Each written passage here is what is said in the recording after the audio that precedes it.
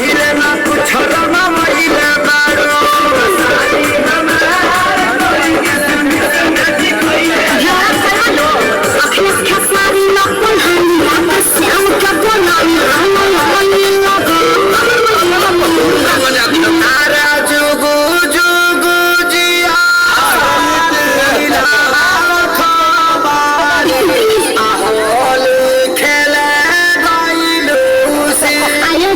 खूब जियत रही अपने ढारत रही अपने पियत रही की पी के 10 टकिया दी